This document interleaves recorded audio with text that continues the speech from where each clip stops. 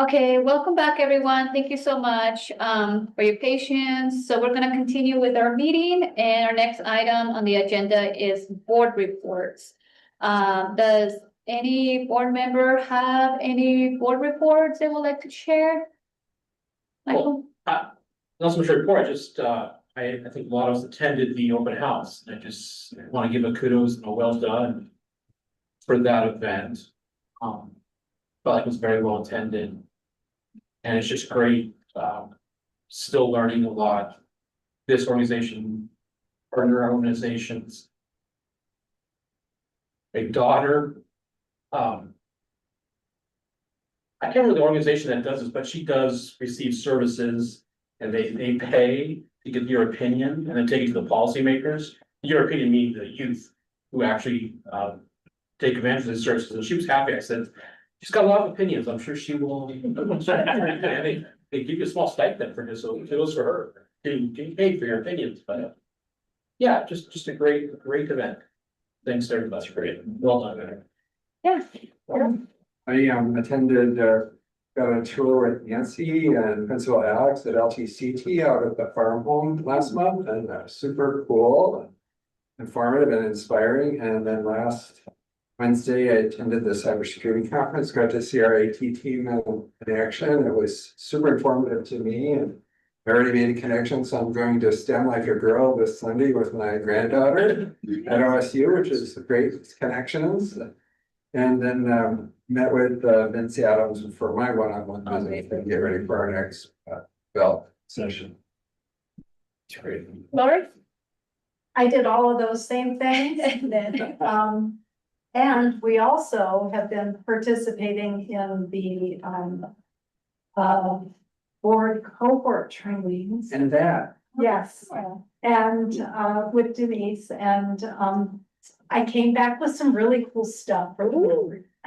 And so I brought show and tell stuff in case anybody asked. But I felt like I learned a lot about our organization and about being a board.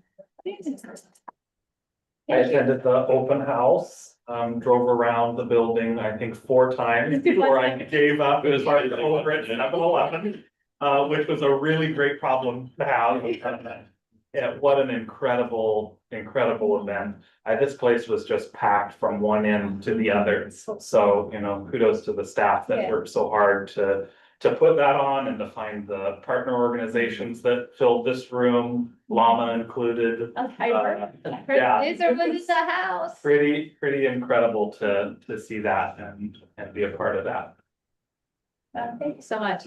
I don't have a report. I'm going to report next month on my conference that I attended in San Antonio. I have been so busy. I haven't been able to put something together. And I do want to give it the time that it deserves. So I apologize for not having that. It's just starting a new job and then being sick, getting back. I've been a little busy, but I will bring it back next month. I promise. And I'll have a full thing typed up, ready for you all to review. So I do want to apologize for that. All right. So, Denise, sorry. I was going around the room. Denise? I'm here. Very similar to others because we attended very similar events. The open house. I always find that to be such a really good event, you know, and each year it seems to get bigger and bigger.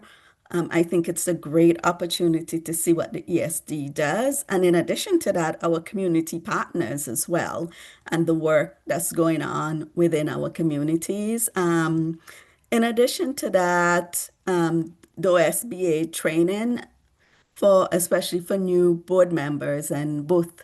So Laurie had mentioned that, and I just wanted to share like one of my big takeaways from that first meeting. And one of the other board members, I don't remember what district it was, but they shared that whenever they're giving their board reports, that they also include how does whatever event that they went to, how does that contribute to kind of like the goals of the ESD and to the board in general, you know?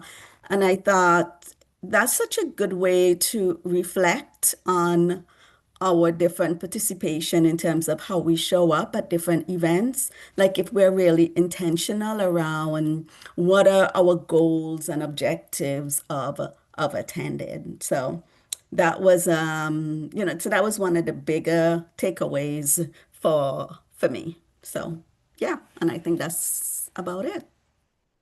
Thanks for reminding me of that. Yeah, that was really good. Okay, thank you, everyone. So we will continue with the agenda. So the next item is policies. Okay, Now, so, page 14 is where it starts. But the actual change is 17 at the bottom. Our EIECSE program used to use a particular curriculum for this, and they have now switched over to CPI, which is one of the Oregon's allowable restraints and inclusion trainings. And so we just crossed off what they had before, said that LBLESD supports the CPI work, and then also CPI suggested having how often trainers need to get trained in board policy, so that is the addition in green, that we will provide trainings to our agency trainers on a biannual basis. is that going to be an ESD staff or is it someone that we hire to bring in and do the So training? we have several of our behavior consultants are CPI trainers, and so then they just have to go back and get renewed as trainers Okay. every year. And we would pay for them to get that training, which obviously is very beneficial because then they can put the training on for the rest of the ESD when we need it. And all of our component districts. Yeah, we provide training for other districts as well. Great.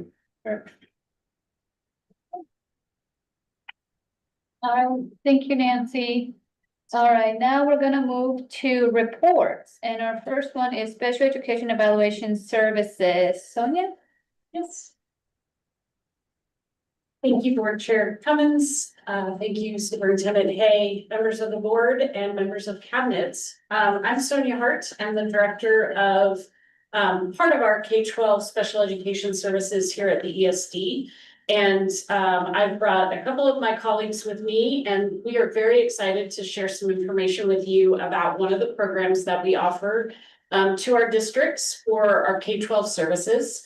It's our severe disabilities program, and our focus through this program is on our students who have the most complex and significant needs in the area of disability. And so Shelley and Megan are going to talk with us and share some information about how we provide support to those students. So why don't you introduce yourselves real quick? Hi, I'm Shelley Maroney. I'm a severe disabilities consultant and an autism evaluator for the ESD. I'm Megan Binder-Hoodie. I'm also a severe disabilities consultant and also a learning consultant here at the ESD.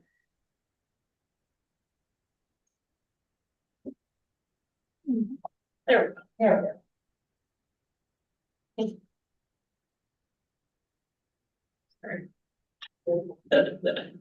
All right. There we go. So as consultants, we make monthly visits out to district programs that serve our students that are severely impacted by their disabilities. And we support teachers in their programs by collaborating with them in regards to instructional strategies. We help them set up their classrooms. We share materials and curriculums through our lending libraries. We collaborate with special ed directors and administrators around creating professional development, offering in-district trainings as well as trainings here at ESD. And we also offer assistance around the statewide extended assessments. So we provide support to all 12 districts, and Shelley mentioned a variety of ways. One being financial, which goes to support some specific programming for our students. We have the lending library, which teachers are able to check out a wide variety of curriculum and materials that are designed specifically for severe disabilities population. We do various professional development activities. We make monthly visits to programs. We host regional meetings. We have a shared Google Drive and a new website to share resources. And then one of my personal favorite things about the program is our community activities. So for our kiddos with severe disabilities, these are various activities that districts put on. We support, like sending out an email inviting all 12 districts. And there's a dance, there's, it might be bowling, it could be whatever the district wants to host, but it's a nice time for our kids to socialize and interact with their peers. So as we mentioned, we do have a lending library.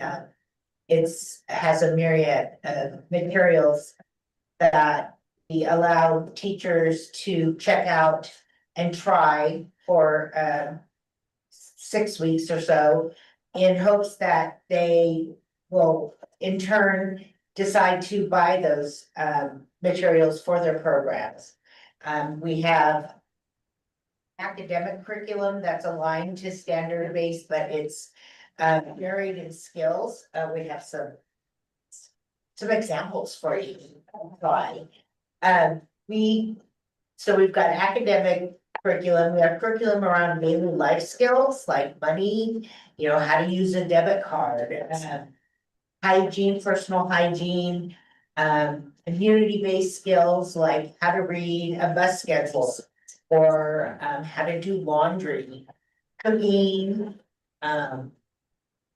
We have there's one of those curriculums, this color-coded chef, and everything is color-coded, so kids learn how to create meals based with color-coded measuring cups and spoons, which helps them learn the measurements easier. We also have things like independent work tasks to teach, skills like packaging first aid kits. That could be a skill that they could use once they leave us at age 21. Learn how to fold laundry, batching laundry, those kinds of things. So as they're passing these things out. What are the things we have? This is called the power button. Can I just hit enter? Will it move it? Arrow. Just a arrow down. Oh, sure. It's not so easy. Okay. Well, so the color coded chef I just explained is a hands-on curriculum. The power pen is new to us this year. We really like it. It helps kids learn passages by reading it to them, so they can access grade level materials, and it helps with their comprehension.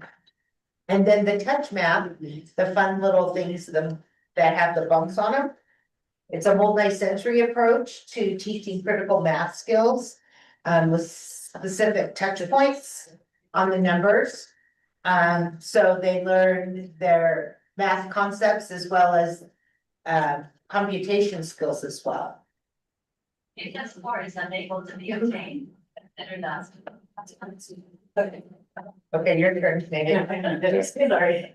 Okay. Technology is amazing, isn't it? If I do. It's like magic. I learned about these from a teacher in Lebanon, and she has this high school teacher, and she has a student who can comprehend, but can't read a lick. And so now he's in gen ed classes, listening to this in his earbuds. That's a big deal. So that just Bluetooth to Yeah. earbuds and So, that's awesome. Yeah, I'd heard about them before. I've never seen one. they're very cool. Denise, I'm sorry, we don't have something we can shoot through the interwebs for you to try out. Oh, yeah, I was thinking I'm missing out. So like I mentioned before, we also offer professional development. It takes on a variety of forms. So we have continued the annual fall meeting that's been going on for years.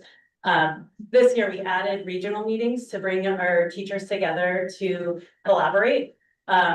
Teaching a life skills program is a pretty specialized subset of special education. So, bringing everyone's minds together is really helpful. We also have started newsletters where we share updates, we send reminders, highlight any new materials or, websites or anything that, could be useful. We offered in-district trainings. These take a variety of different topics. We've done visual schedules, working with support staff, setting up a classroom, all sorts of different topics. And we also work with outside agencies like ORPATs to bring trainings, to host trainings in different curriculum. So STAR and LINKS is a very popular one that we help facilitate. Our severe disabilities website is a new piece of this that we added this year, and it's kind of like a one-stop shop for all of our resources. So we'll talk about it. We also provide support for statewide testing. There we go. And now we go to so there's the newsletter. There's our invite for the spring regional meeting, which is coming up next week. And then the website. So this has all of our activity calendars. So our trainings are the activities that districts host. We're constantly adding new resources for our teachers, for families. We have links for Special Olympics, just to get the word out there. There's also a nice little button that goes straight to our secure drive and to check out materials from the library. So like Megan had mentioned, we do encourage districts to host activities where programs can get together to facilitate peer interactions and build relationships. And like she had mentioned, some of the examples are, we just had the Lebanon High School dance. It was amazing. The kids had so much fun. It was back to the 80s, which I thought was funny since none of them were alive in the 80s, but they had so much fun with that. The Unified CTE Day that they Sweet Home hosts every year. Kids get out there, they learn different trades, they get to do their own screening of a t-shirt and welding, and they just have, it's amazing to see these kids get involved with that.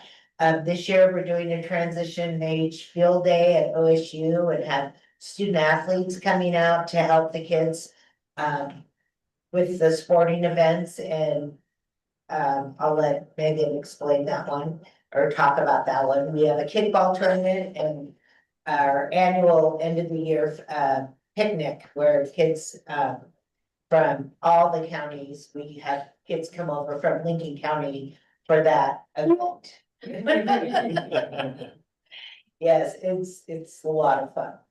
Yeah, so the transition age field day is our big, really exciting event this year. The CTP in Albany, the Community Transition Program, saw a need to bring our 18 to 21-year-old students together. They've already graduated high school, but a lot of our events, like they have to go back to a high school. So they wanted to do something specifically for our 18 to 21-year-olds. And so, like I said, the Community Transition Program started it, but we've been working on this since about October, and in partnership with Special Olympics, Healthy Athletes, Impact at OSU, and the OSU College of Health. So we have about 80 athletes signed up to participate. They're going to get to play a variety of games: soccer, basketball, cornhole, bocce, chair yoga. I'm missing some. And there's also, so Healthy Athletes is bringing a whole bunch of different booths and to just provide some education on health and wellness. There are going to be optional free health screenings, and it's all geared to our population of those with pretty significant disabilities, so that they can, be as independent as possible. So that's happening May 7th. We are very, very excited. So. We are so excited that we would really like to extend the invitation. You would be more than welcome to pop in, if you have a spare few minutes on May 7th. It will be, the flyer I handed out has information about where it will be, and you don't need to sign up, or you're welcome to just pop in. We're really excited as an inaugural event with the partnership between the district and the community providers, and the enthusiasm that they've shown in really pulling this event together has been incredible. It's been really incredible. exciting. Anytime someone says, oh, what about getting this? Someone jumps in and like, oh, we can, you know, buy the water or whatever, you know, it's just been amazing. So excited to see it happen. So, just a quick overview of one of our programs that we're really proud of. Megan and Shelley work really, really hard to build relationships and provide support in a lot of different ways out in our districts. And they are really making strides in helping support our kiddos that sometimes are missing out on activities or resources, and Megan and Shelley really help bridge that gap for those students and for the adults that are working with them. So thank you very much. Just as an FYI, I did send both of these handouts to your emails. So Denise, you've got copies of it too. Oh, sorry. What did you just say? Sorry, I missed that. Denise, I emailed the handouts to all of the board, so you should have the handouts in your email. Oh, wonderful. Thank you. How well attended are some of your community events? And my question around that really is, do you rely on component districts to pass on the invitation to their families? Or do you guys have enough relationship with families that the invitation is put out by you guys? So we usually send out the emails. The events all happen during the school day. So the districts come, it's a field trip. Districts provide their own transportation. That was one thing that came up during the transition age field day, where Special Olympics was like, anyone can't come, we will pay for it. So that was really awesome. But yeah, so it's the programs come. So families are aware, but they are usually. Our outreach is to the school. Yeah. And the school. Schedule. And we had a lot of a big turnout at the dance from SIO, GAPS, Lebanon. We had some articles. No, close to. Close in the year. Yeah, it was a packed house. So attendance varies, but I think it's sometimes, I mean, over the years that these activities have been happening, they wax and wane for a variety of reasons. If we hit timing just right, a lot of kids can show up because there isn't a lot of other conflict in schedules. An example, we have Sweet Home is hosting their CTE Unified Day, and it happens to be on the same day as the field day. So a little bit of an overlap in population between those two activities, but I think both are going to be pretty well attended. So I think it varies. And that's one of the things that Shelley and Megan have been working on over the last few years, is helping districts across all three of our counties to help host events, so that we can really try to capture our smaller districts, the rural districts, Lincoln County, and make sure that kids across all three of those counties have access to activities, and that they're not just centered on our big districts or here in Albany, but trying to help with some of those barriers. I do have a question, actually two. One of them is regarding to that accessibility piece about when to have the events. You indicated that it's during the weekday during school. How is that? Have you gotten feedback that from parents, maybe that they want to attend but can't because, work? for instance? And are there events happening during the weekend where families can attend to be part of something like this? It's a great question, because the districts take on the hosting part of it. I don't know the answer to the weekend activities. My guess is there probably aren't a lot of them. And their focus tends to be more during the weekend, during the school day. I know at one point there was a dance opportunity for this group of students, and it was in the evening. And the CTP in Albany attended, and it may not have been a district sponsored event, it may have been a community event that district students attended, and I know for that event, staff from that program were able to attend and help support as well. So I don't know if the district, I don't know if you guys have gotten feedback from your teachers as far as timing for parents to be able to attend. I know that parents do attend some of the events, but I completely understand that in the middle of the workday, it can be really difficult to get away and attend some of these. So I don't know if the districts are getting a lot of feedback from families. Yeah, that was just one of my questions, because to me, like, accessibility and equity is very important. And if we want parents to be involved, it's important to create access when parents can get involved.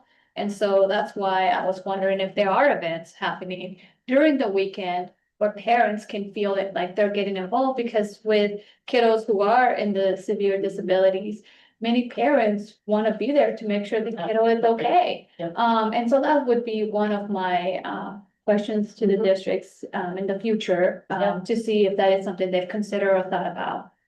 That's one thing that has come up with the field day, because we're partnering with Special Olympics. Any of the students who are participating in the health screenings, that the form that they have to fill out to participate will connect them with Special Olympics for the next year. It's the same form, like if they were to reach out to Special Olympics, so we're trying to make that connection as well. And I know one of the hopes is that from this, the connections between the students will lead to a basketball league, or pickup games, or, you know, but it's kind of still a work in progress, but because we're trying to bring all these people and organizations together, so. And as the field day, because we really wanted the two programs out of the coast to be able to come. We asked them, like, okay, what times would you be able to be there? What would work best? And so we scheduled it around what they said. And most Special Olympics activity or events, other than this transitioning, do happen in the early evenings and on weekends. Okay. So, we've been encouraging like middle and elementary schools to start to look into unified sports activities with special events. If I'm correct, not all schools in our component districts have programs, is that correct? And so if a student, if that's their home school and they need to be part of a program, what's the process for that? To get into a program? Is that I see some smiles like. The short version is, in that pamphlet that we handed out, there is a process that's described, we reference it as child count. And it's the process that Megan and Shelley spend a lot of time in the fall, working with teachers, not just programs, to help indicate students who might meet indicators. Who might meet the indicators that they don't qualify for the severe disabilities program, but they would kind of fall under that umbrella. They do not have to be connected to a specific program. And so we have some students that Shelley and Megan follow up with monthly, who aren't connected to a specific program in a building. And they still, their teacher, their case manager, is involved in all of the communication and would be welcomed and encouraged to participate and a lot of the activities that Megan and Shelley are facilitating is to help with that collaboration between the teachers so that we don't miss kids for activities. This is not a gotcha, but I represent 5 rural districts that may or may not have programs. And I can speak of one positive example. I don't have any negatives to bring up, but a student who was able to go to another district and get served, and it was life-changing for the student and the family. But I wasn't involved in the process, so I was just curious, what happens in rural districts that don't have programs? Well, there's a lot of communication that goes on, helping and finding the right program for the student, if Yes. there is such a thing, and then, you know, communicating with directors and administrators and finding if transportation is needed and how that would work. I've done it before. It's a lot of legwork, and making sure that it's the right fit. But it can happen as long as all the pieces fit together. And it's what's best for the student, best for the child. And so that, you didn't say child plan, but you said the child count. Yes. So that goes to all of our component districts. Absolutely. And Megan and Shelley visit all 12 districts once a month. Again, whether they have a program or not, we have at least one student in every district this year. And so they are connected monthly with that district to see if the student is accessing services in that district.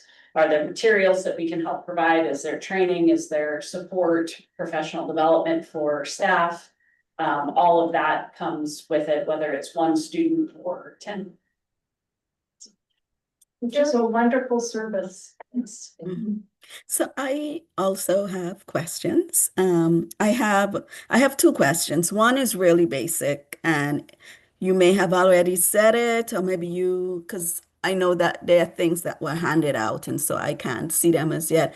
I'm just wondering, like, how do you determine what is like severe?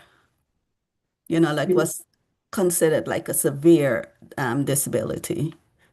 It's actually a conversation we've had a lot over the last 3 years as we've worked together as a team and done a lot of research. There isn't an actual definition in like the OARs in the Oregon regulations that defines severe. And so we have looked at how other states might define severe disabilities and what is provided in Oregon regulations and best practice research. And through that, we've come up with a very imperfect system of examining assessment scores, which are very, very difficult for this particular group of students with placement. So where are they getting their services in their district? With their need. So we consider how much adult support does the student need throughout their day to do basic functional skills. And we do have some conversation, although we don't have a great way of measuring it, but we consider are these students who may need a lot of support and care beyond school. So beyond their K-12 experience or their K-21 experience, are they gonna need a lot of support working out in the job force, independently, getting themselves to and from in the community? And so we have spreadsheets and some different ways that we collect the information and have some conversations about that for each of the students that we're looking at. Okay, so kind of complexity is what Yeah. is what you're looking at, it sounds like. Okay. Very individual. So, because then, if you meet one of these students, you've met one of these students, Right. and so you can't really. You have to give some kind of. Well, there's gotta be a little wiggle room, I guess. Yeah, yeah. But so that kind of leads into my next question, which is, given the diversity of needs, especially around the complexity of the needs, I'm just curious, like, how do you as a team make sure that you keep updated on, like different technology, different curriculum? Because you gave us a list, including, is it Touch Math, I think? Yes, I'm just curious around, like, how do you make sure that your, your staff essentially, that you're keeping up on, like what's research based? Well, we do a lot of research for one thing, but we Okay. get a lot of our information from going to conferences, and conventions where all the latest and greatest technology and new, strategies that are out in the educational world. That's where we learned about, well, Color-coded chef. color-coded chef. Megan found that at the, was it CEC conference? Council for Exceptional Children. Mm-hmm. And basically it's through that kind of word of mouth and exposure at different conferences and other teachers telling us they find things and like, hey, I heard about this, have you seen it? So we'll research it and see what we see, or, Okay. try it out ourselves before we bring it to our lending library. Okay. And Okay. There's an element of networking, talking to, folks who are in the field, not only in Oregon, but reaching out to our friends and colleagues, in other states, to find out what's being used, in other areas. We talk a lot, with other, ESDs across Oregon, and find out what they're using and doing a lot of, checking in with publishers. Publishers have the materials, so then getting ideas about what's available and then doing some more research on its efficacy before we add it to our library and share it with our districts. Okay, thank you. I'm really appreciating, like the amount of work that goes into this by your team, just because of, again, the diversity of needs that you have to work with. So thank you. Thank you. thank you. And I think you answered my question, or the first part of Denise's question. I've had contact with CETP in Albany. I was really impressed with that program to transition students into their young adult life and continue having contact, and that's a really strong program. You folks collaborate with them. It sounds like you really channel every child across our districts into whatever can serve them, even if they're just one student per district. And I don't know if there's other programs like CTP in Albany across our LBL. There are, so out in Lebanon, there's the Brick House, which is very similar. It's a brick house across the street from the high school and very aptly named. And so they do the same sort of things as CPP. Corvallis has wings. Corvallis has wings. Lincoln County has a program. Excel. Maybe Pardon? Excel. Yes. Already. I've made them proud tonight. You can drop your pen. Sweet Home also has one. All of the districts are responsible and expected to provide services for 18 to 21-year-olds. Their ability to have a program that is as robust as Albany's, for example, is really dependent on their size. LC, it has a really hard time with a big program because often they only have one, maybe two students. We also, again, try to really encourage that collaboration. So if we have students in a really small district that may not have a opportunity for a robust transition program, for example, can they be a guest in another district's program? And I know SIO and Lebanon have done that, Sweet Home and Lebanon have done that. Alcee and Philomath have done that. And so again, that's part of the relationship building that Megan and Shelley have spent a lot of time on, is trying to help them when they start talking about, oh, we've got this kiddo coming and we really want to have great opportunities for them, but we don't know what to do. Hey, have you reached out to so-and-so? They might have something that you can access. They might be able to figure out a plan that can work for your student. And so they really try to encourage that collaboration as well. And even if they aren't, so I'm thinking of a student in Sandium Canyon who, for medical reasons, can go to another district. And at the high school, they have built a program for him and staffed it, and it's one student, but I believe he's aging out this year, so they've supported him all the way through. And yeah, it's gonna be very bittersweet when he leaves. They've had him for a long time, so. Well, thank you for your work. Yeah, Thank you. Thank you for your time. We really appreciate it. Yes. Thank you so much. thank you. And I'm gonna keep this. Yeah. And that's some great recipes in it. Yeah, I have grandchildren. Yes, yes.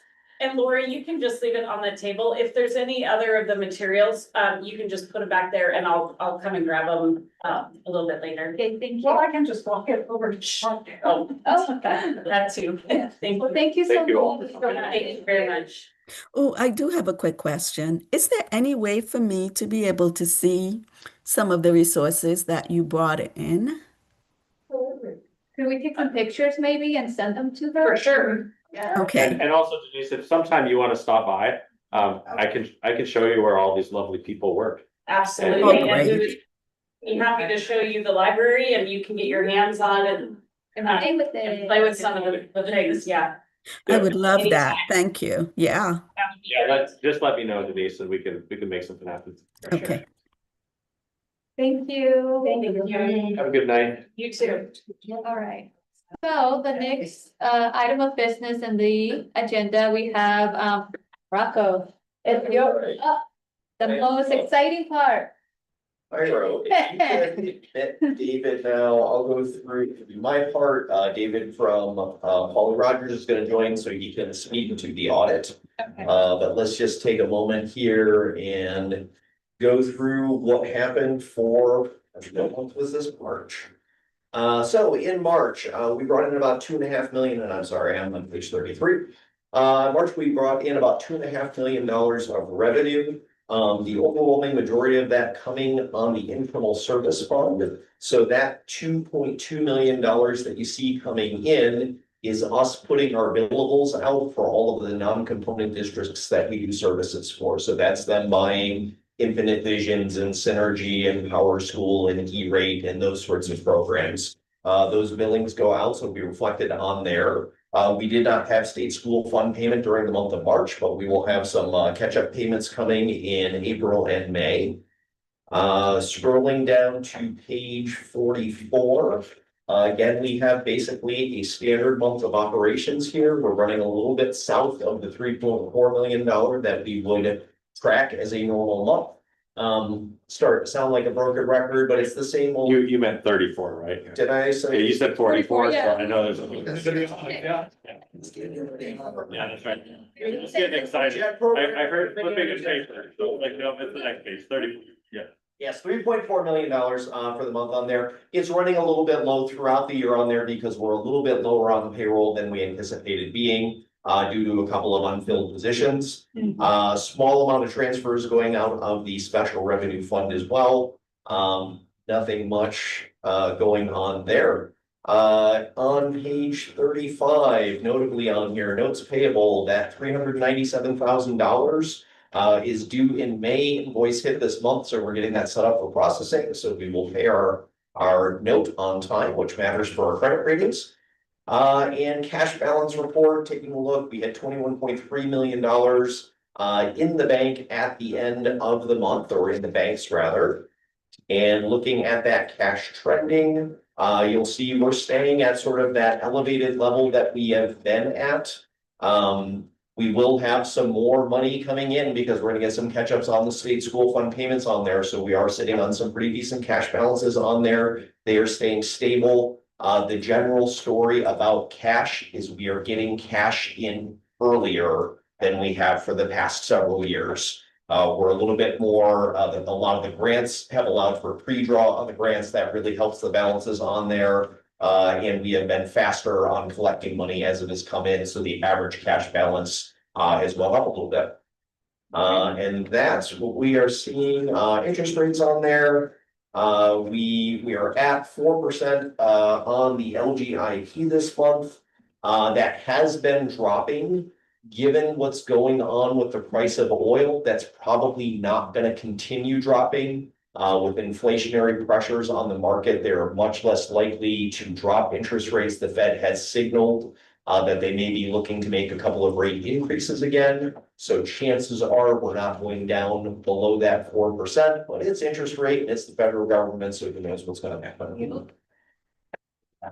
Any questions on March financials? All right, so for the really interesting portion, David, are you online here? Good evening. Terrific, everybody. This is David from Holly Rogers, and I am going to turn this over to him to walk through presentation of the audit. Thank you. Good evening, everyone. Can you hear me okay? Oh, yeah. Yes. Wonderful. Absolutely. Hopefully this won't be too interesting. We don't really have a lot of meaty findings for you to talk about from an audit perspective, so happy to draw on about accounting as much as anyone is interested in me talking about it this evening. But to get things started, thank you for the introduction. My name is David. I'm one of the audit managers at Holly Rogers Company. This year, do like to start off all the presentations with just a general note that you're not getting audited because of anything you did wrong, not the IRS. It is a matter of state and federal law that every government in Oregon goes through a financial audit on an annual basis. The financial audit we're talking about now is for the fiscal year ended June 30, 2025. With that being said, the information that you've been hearing about your current activities is far more up to date as far as cash balances, revenue, and expenses. So again, this information is reported as of June 30 of 2025. For the fiscal year ended 2025, our audit had a couple different objectives. I should have prepped with Rock a bit more. Do you happen to have a copy of the governing body communication available or the financial report? If not, I can just make more vague allusions to it. We just have the full audit embedded in here right now. Cool. I will go through the full audit. So the full audit on my screen right now is 85 pages. I hopefully won't make you thumb through all 85 pages of those. Thank you. Yeah, not a problem. Within the financial audit, there are a couple of key components of what we work on. The first one is, one of the first objectives rather, is do the books adhere to the various accounting rules? Those are codified by the Government Accounting Standards Board out of New York. They issue rules referred to as GASB number 123.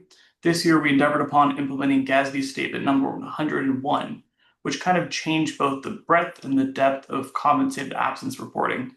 Long story short, most education entities did not offer a ton of vacation time historically.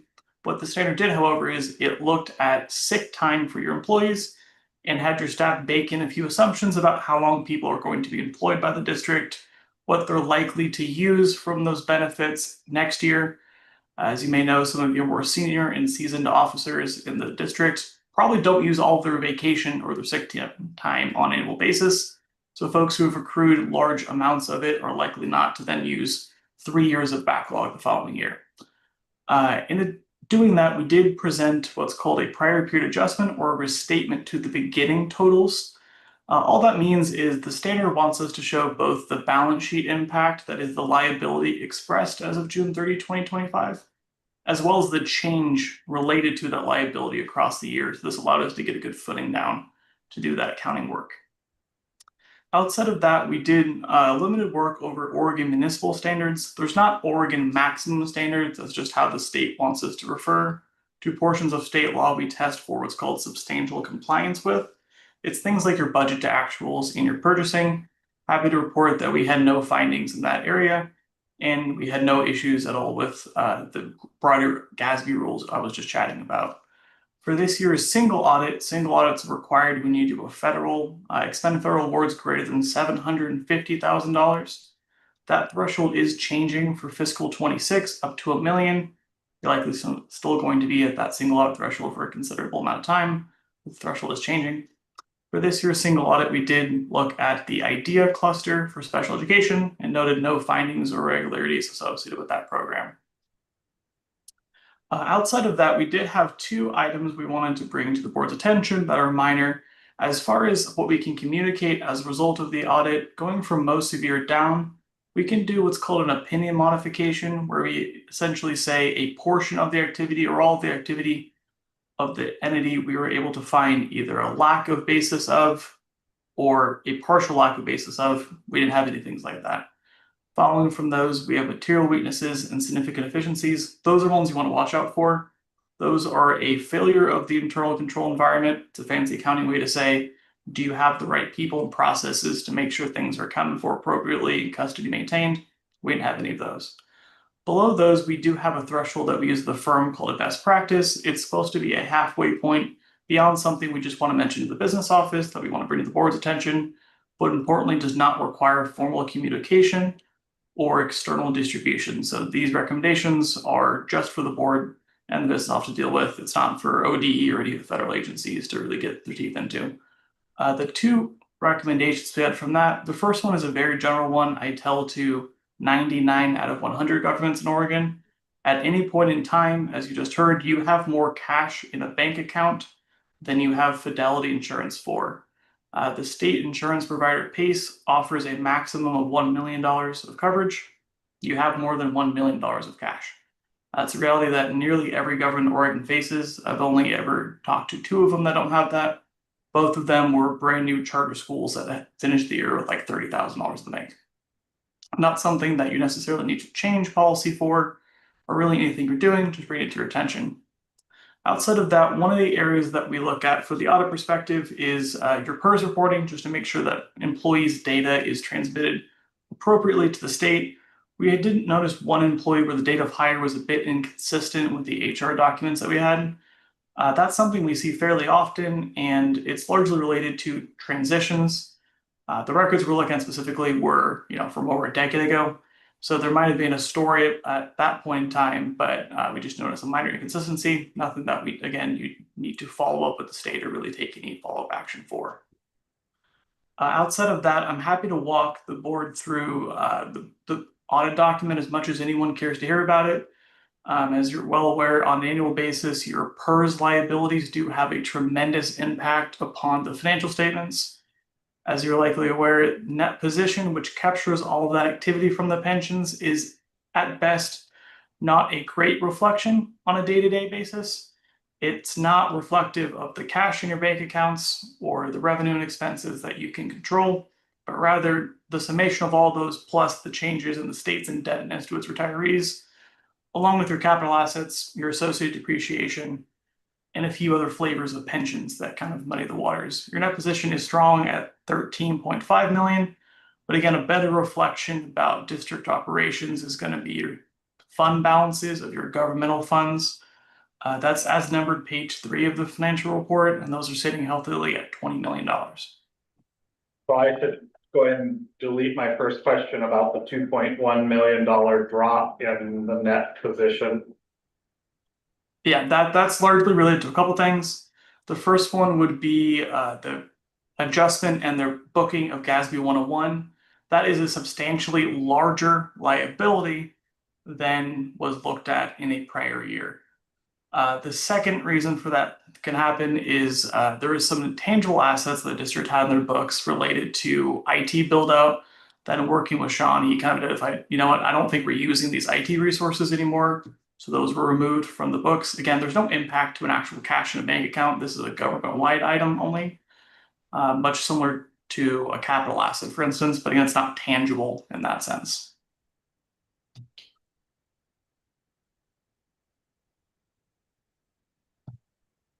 So I guess the question that I have, it would Yeah. be more for Jason, I think.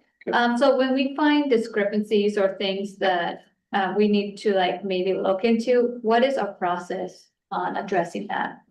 So what type of discrepancies are you? looking at? Well, he mentioned something about the PERS, how they're, and I was trying to follow along on the document as you were talking, David. Yeah, And I was having a hard time finding what you were talking about how an employee was having like different reporting on, was it PERS? yeah. If I may kind of walk backwards a bit and give some better context to that. That communication you're not going to find in the actual financial report because it's not something that we deem to be a material weakness or a significant efficiency. In that sense, this document is available both to the Department of Education, Secretary of State, all the various federal agencies, and is designed for external users. That bit of communication is addressed only to the board. It's not something you need to do formal follow-up of. To kind of explain that better, historically, PERS many years ago would only allow employees to be entered into the system at 1 and then 2 points during the year. That has since changed. During periods of that change, historically, some business offices maintained that practice where they would essentially wait the 6-month eligibility period before entering the employee into PERS. It's the PERS administrator's preferences largely for them to be entered in at the first day of employment, and then for PERS to kind of make that delineation themselves. The specific employer we're talking about was hired back in 2013. So to that end, we're talking about something that is over 13 years ago.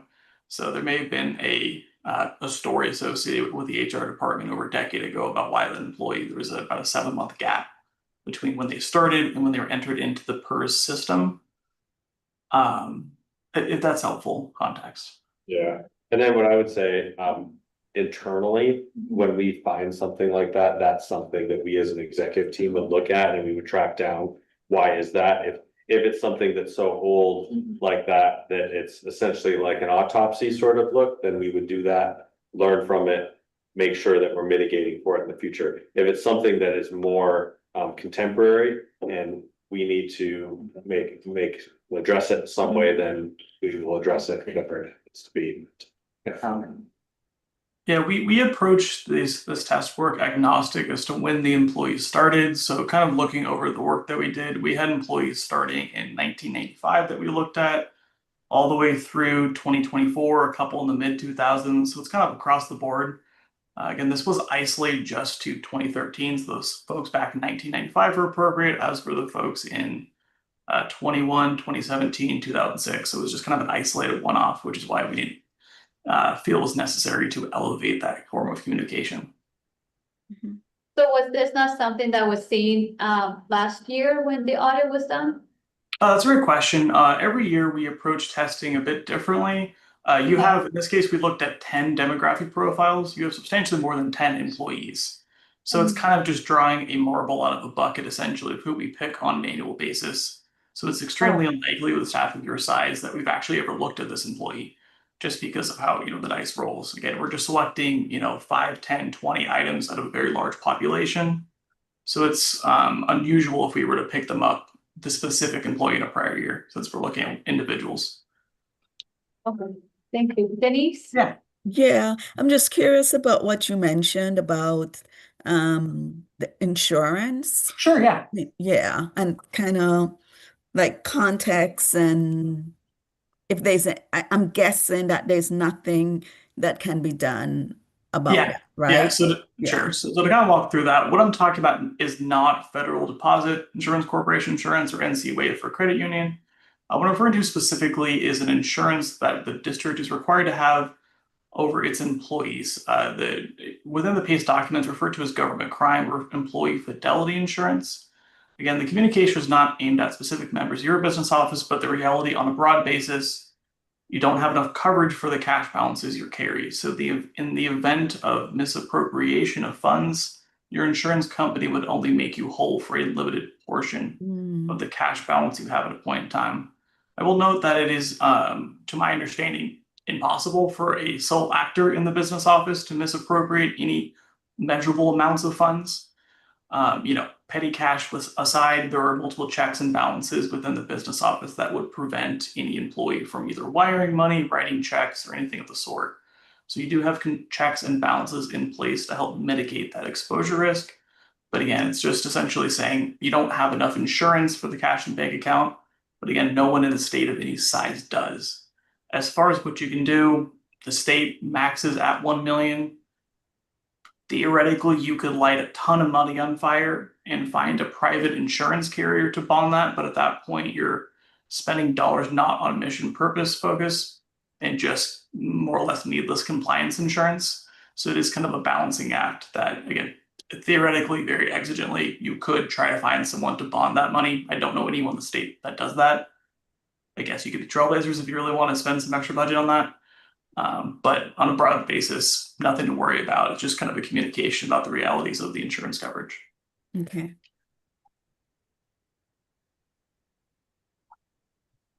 Any other questions for Yeah, David? just a follow-up to, I'm guessing, so the last time we did the audit, kind of similar to Miriam's question, that would have been a point of discussion as well. It likely was. I will note that the prior 2024 audit was done by a different partner in the firm, so there are a few differences in communication preferences and really risk tolerance as far as how you approach different things. The financial statement audits, the reality of them is you have far more transactions than even an army of accountants and auditors could look at any given point in time.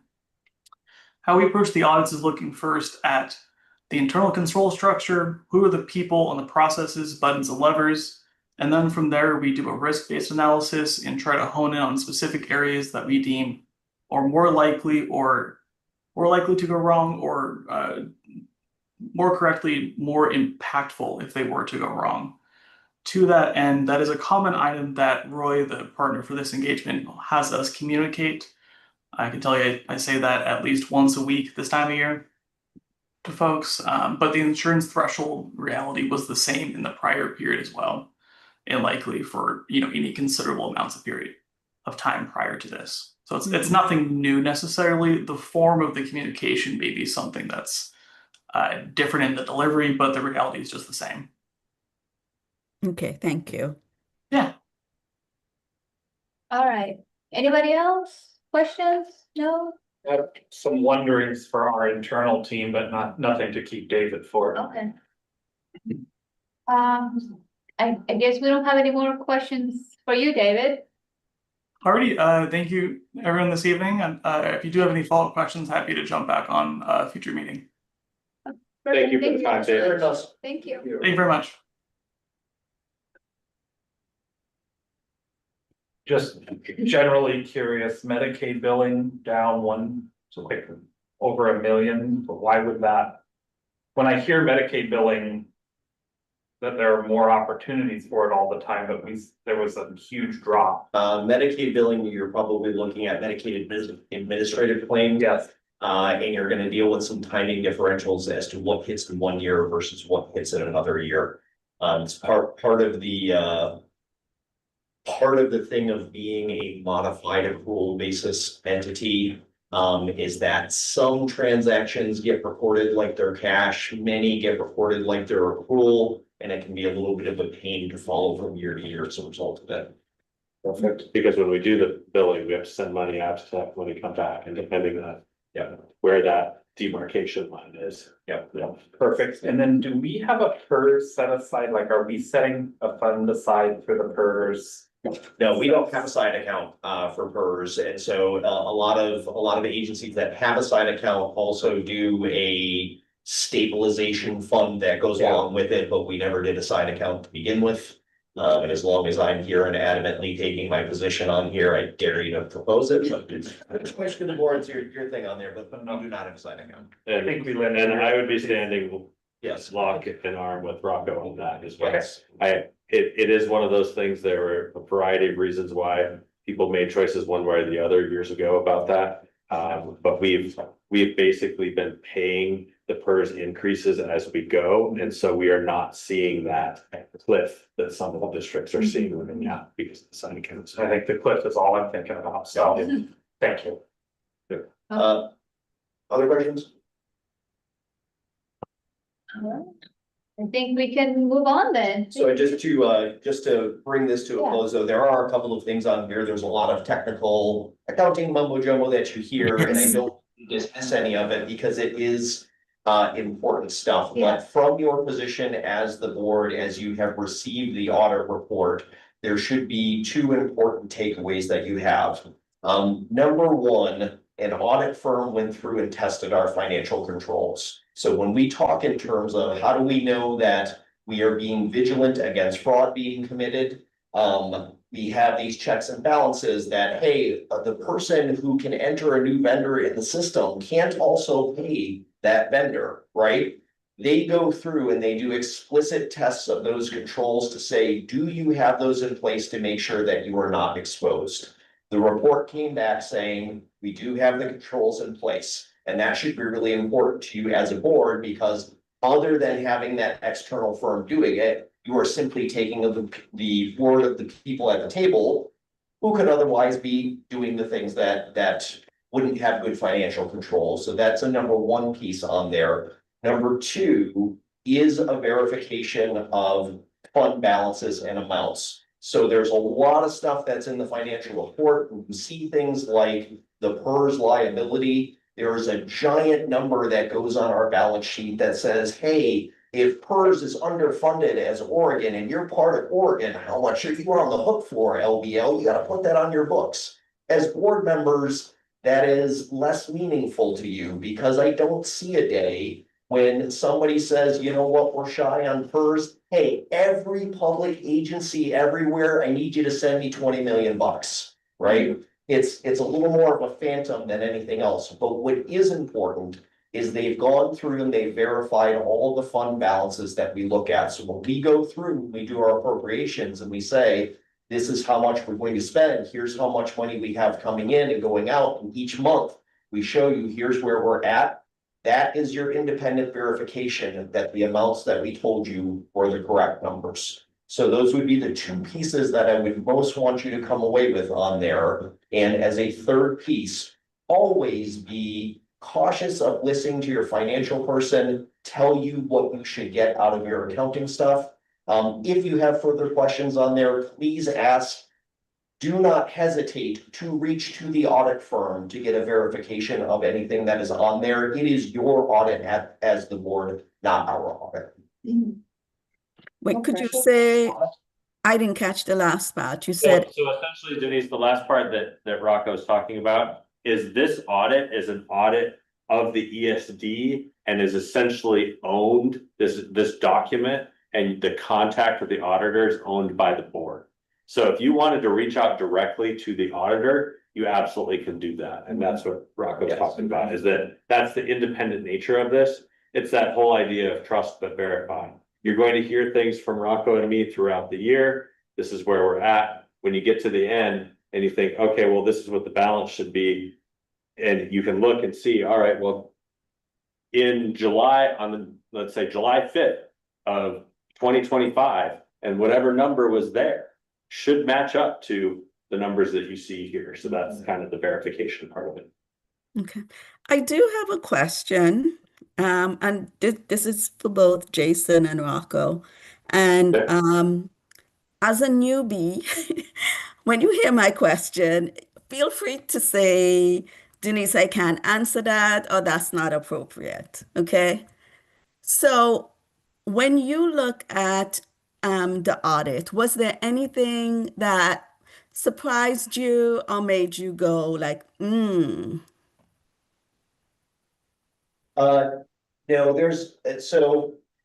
I'll say nothing on there that I would be worried about surprising me or saying, There are things that actually surprise me and make me go, are you serious? So for instance, if you were here last time, GASB 96 and 87 say that, hey, you have to account for leases and software as if they were capital purchases. And it was a huge undertaking in order to get those on your books. And we argued with the auditors, okay, well, it should be reported on the audit, but certainly not recorded in our system. It's a side thing. No. You gotta record it in your system, right? We switch managers in the same audit firm. And they say, well, it goes on your audited financials, but don't put it into your accounting system. So are there things I look and say like, oh, yeah, there really are, and for everyone I see, Sean sees 12 of them. But in terms of, is there anything on here that gave pause for concern, adjustment wise? Nope, it came up as we thought it would. Yeah. Okay. All right, thank you.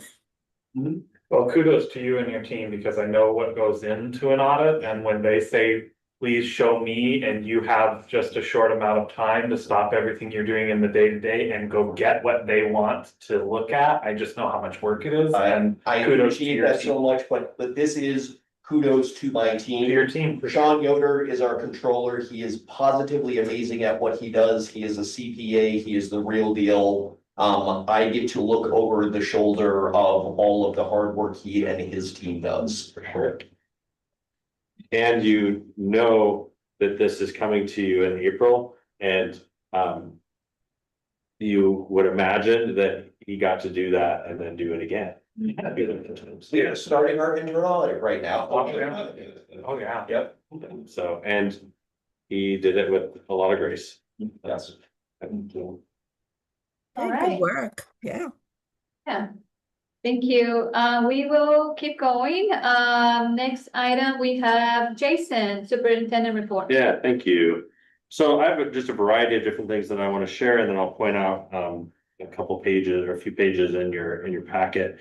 Some of these were mentioned already, but big kudos to our staff that planned the open house. So thank you for mentioning that and publicly acknowledging them.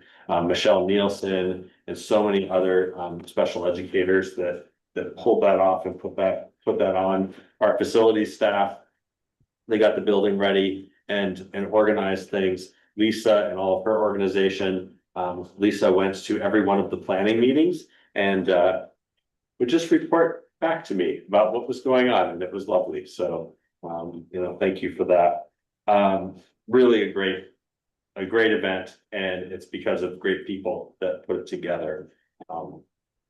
As a piece that's just connected, I'm just gonna kind of like, wander my way through here a little bit, mentioning Lisa and appreciation for Lisa.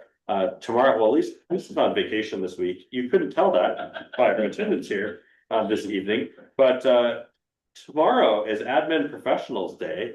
And so just big thanks to Lisa and being our admin professional, our executive assistant and board secretary. I cannot say enough about what she does to keep us on task and in the right spot, from all the little details of making sure that we have the organization that we have, as well as calendar and food and yada yada yada, all the details. And usually the details, well, not usually, always the details that I don't even think about, and then they're already thought of. And it's lovely. So thank you. Happy admin professionals. Here. I just have Oh to yeah, say, yeah. I picked out a certain pen. Well, I don't know, months ago, Yes. and I mentioned, I really liked the way this pen wrote, and I thought it was cute, and she makes sure to have it at my desk every single. Absolutely. It's awesome. I got a broken pencil. You didn't mention it, but now, there you go. No, that's right. Other kudos, and it got mentioned earlier, but Tim and his team, and I was a part of the cybersecurity team, but the cybersecurity tabletop that was put on last week, there is not, this is where I'm going to do the brag. There is not another event like that in the state of Oregon. I'm fairly certain there's probably not another event like that in the state of Washington. It's really astounding what Tim and his team put on, and so thank you for that. It's incredible. We had more than 200 people in attendance. There are actually 82 organizations that signed up for that. This is where you start seeing our reach. 34 of those organizations were school districts and ESDs. The rest of the organizations were fire districts, counties, cities, water districts, park districts. There's all sorts of other entities that are engaging with us as educators because we're educating about cybersecurity. So it was phenomenal. So thank you. Nice job. Other areas that we have here is we're making progress with our EIDCSE facilities and figuring out where students are going to go. I met today with the director of a Lynn Benton Lincoln program, and there will be an announcement. I don't want to out that organization until she has a chance to announce it to her staff and community, but it is an organization that you all know well that we're doing a sub-lease of Letitia Carson with. Made good progress today in a conversation with her, and so I see that moving forward and everything, so that's really good news. Let's see, I hit the open house. You saw in your email that we recently completed an administrative hire for our K-12 special education position. We are working through processes for backfilling because that was an internal hire. Tina Lynn from the Clover Ridge EIECSE site was selected for that K-12 position, and so we will have a hiring process, and we're working through the things that we need to do to fill that position that Tina is vacating. And so more to come on that.